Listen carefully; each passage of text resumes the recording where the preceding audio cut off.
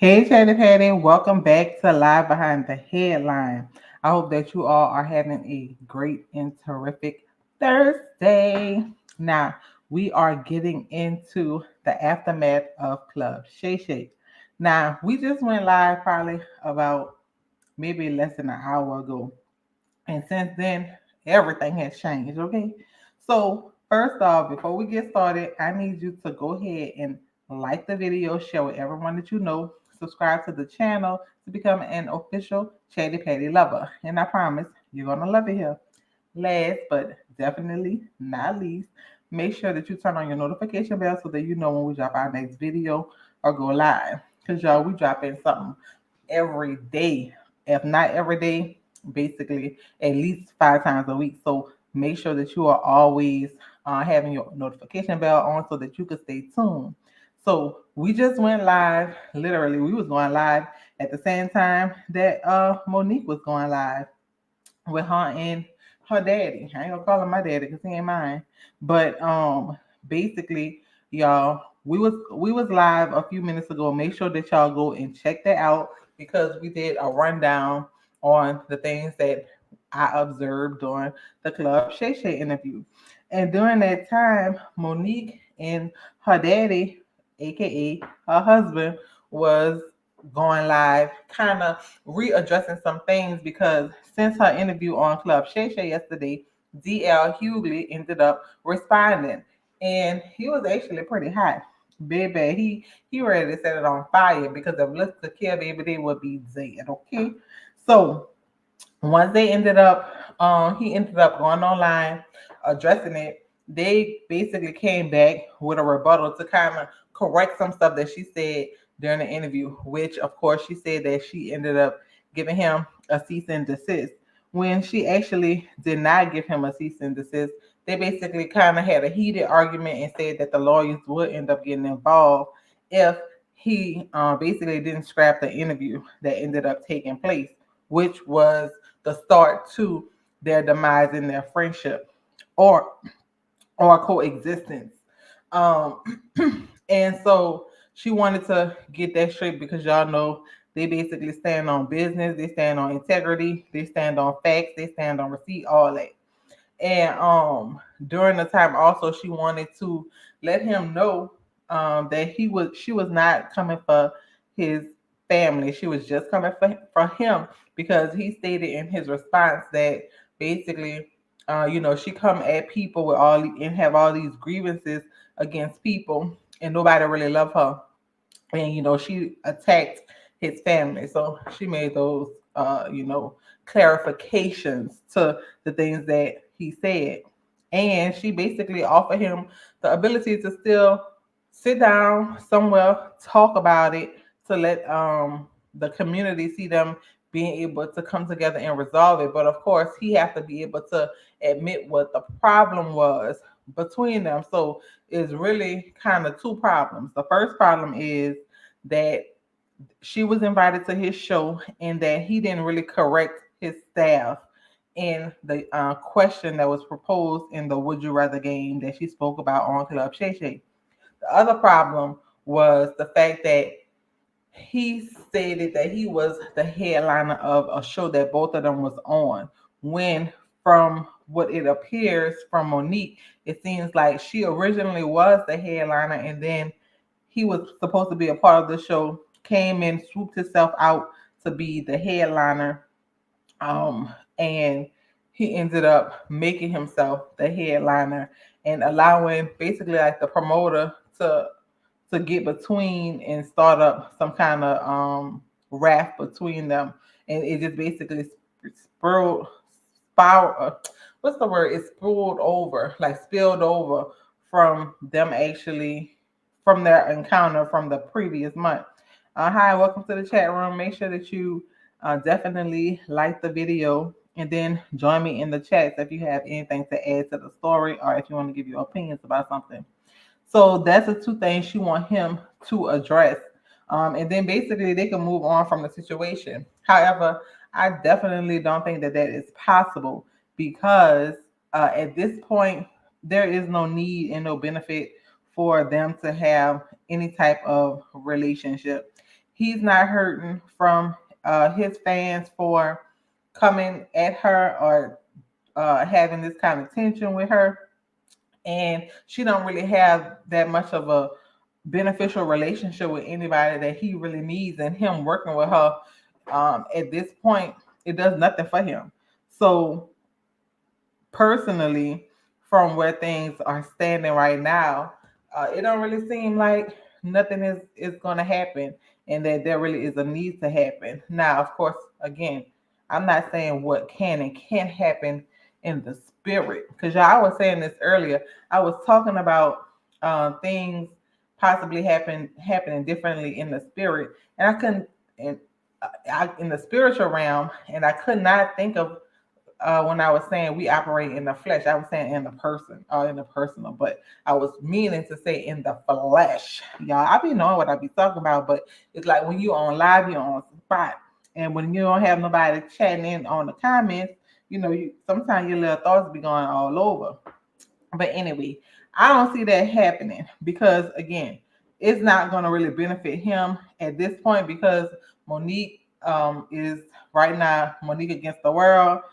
um, it'll do her more good to receive an apology from him to go on his platform than her, in my opinion, just from the outside looking in.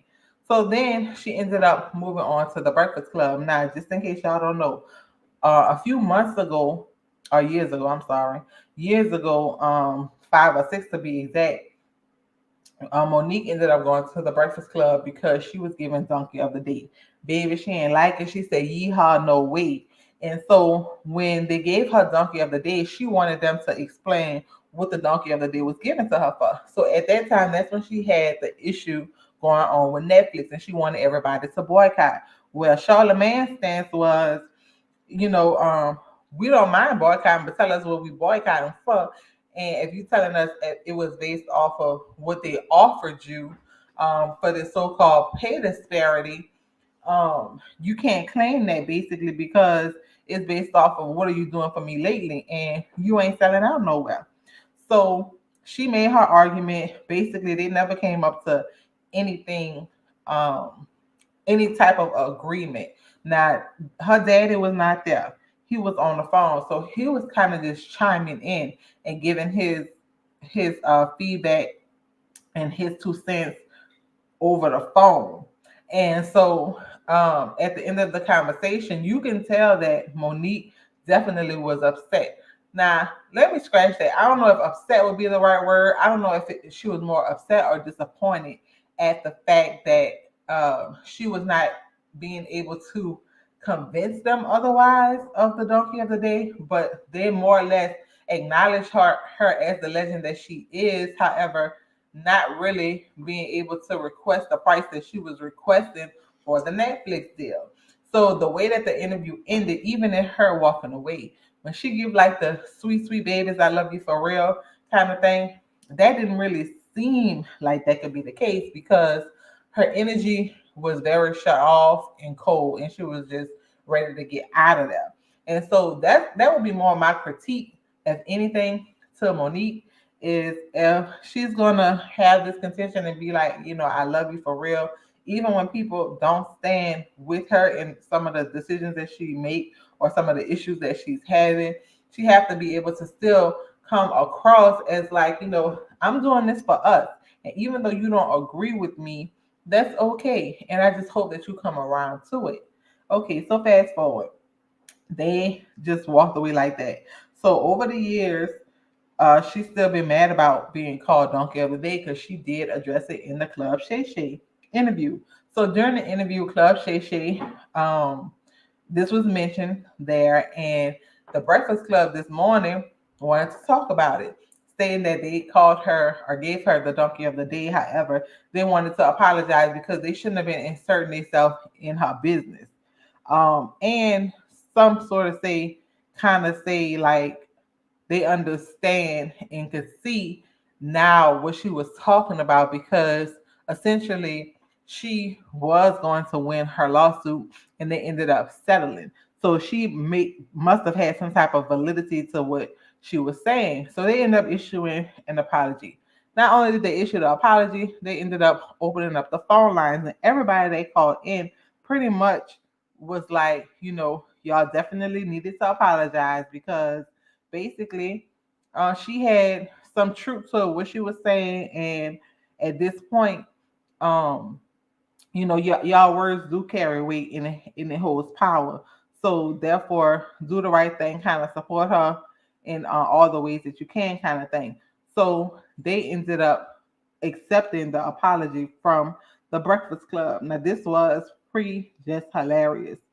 This was when Angela Yee still was the guest host, and so instead of calling them the breakfast snub or whatever, basically she accepted the apology, which I was actually quite surprised of. Now maybe it was her husband Sydney who wanted to move in the direction of apology, because if y'all heard one of my previous lives that I talked about between Monique and her husband versus Comedy Hype, there was some type of altercation that happened between them, and they stated that they really tried to apologize to Sydney and Monique because they were upset with how the interview turned out, and they tried numerous of times and they were basically ignored. So I don't know if maybe on this end there's really an acceptance of the apology. Maybe the fact that everything was brought out publicly and the phone lines were had to say that, yeah, of course she deserves an apology. I don't know where it really was sitting with her, but she really accepted that, and actually it ended up bringing her husband to tears because moving forward in the direction and people really understanding and getting it in the betterment of the community. I guess it just kind of touched him to know and see that, overall there's going to be progression and people understand what they're saying and what their movement is and what it's about. Now, past that, after everything was said and done, she did announce that she is going on tour with Mr. Katt Williams. Yes. So they're going on tour together. She actually gave the date, but I mean, sure, ain't like I could go see it. But I wanted to make this video because I think that that is brilliant. Chef's kiss. Now, let me tell you, the reason why this is good is because for Monique, this now gives her the audience that is more inclined to support her. Because think of Katt Williams and his audience. Katt Williams is not a part of the Hollywood system. Remember, he basically has told all the goody secrets about the Illuminati. He has stood against a lot of the powers that be, the gatekeepers, all those kind of people. So that would be equivalent to the same people who Monique are fighting against. Because although he may have movie roles here and there and stuff like that, but overall, him as a comedian, he do his own thing. He front his own stuff, and he don't have to play the game necessarily in order for his work or his talent to be seen. And so his audience understands who he is, who he's fighting against, and they love the truth that he tells. So that's the kind of audience that Monique needs and wants. Now, in the last video that we went live earlier, that's what I was saying when I was talking about like her audience. She needs more of an audience like that, who whenever she is basically saying that she have these projects going on, they want to run and blow up these ticket sales so that she can then go to these high level executives and producers to be like, hey, buy my show because I could sell out the arenas, I could sell out the tickets or whatever. So this is her audience. So I know for her, that's going to be something big that could turn into basically, her reworking her relationships with these people. Because again, the people who she's connected with, like the Katt Williams, the 50 Cents, they are not the typical Hollywood. They are the straight shooters, the pow pows. They stand alone. They know how to get money and they know how to go above and around so that they don't have to conform to the standards of Hollywood. And so that I just really think that is a good idea. If you come into this this chat room. Let me know what you think in the comments. Definitely give me all your thoughts and opinions. And let me know if you are in that area, would you end up going to the show? And what do you think and what would you expect? Or what do you think that you would get from the show and what would you expect? Now, one thing that I wanted to say in the last live is I definitely think that at this point, Monique should just be ready to walk away from Hollywood. There's nothing more to me left for her until she can start to get in front of this audience who is going to be her target audience, people who love truth. And then she can start to do things on her own and not have to be at the mercy of the Tyler Perrys and the Oprah Winfrey's and, the such and such. Because if she's able to do things on a smaller scale for her audience who eventually and essentially grows, then she'll be able to front her own stuff, get it, and produce it at a low cost to be able to get those high numbers. Because y'all remember, Katt Williams, they say, got the moolah, baby. Baby, he got the moolah, and he one of the most generous. If you ain't heard it, they say he, baby, like a Robin Hood, baby, go, well, he don't steal the money, but he go to the hoods and leave the money, leave the little dollars in the streets or whatever.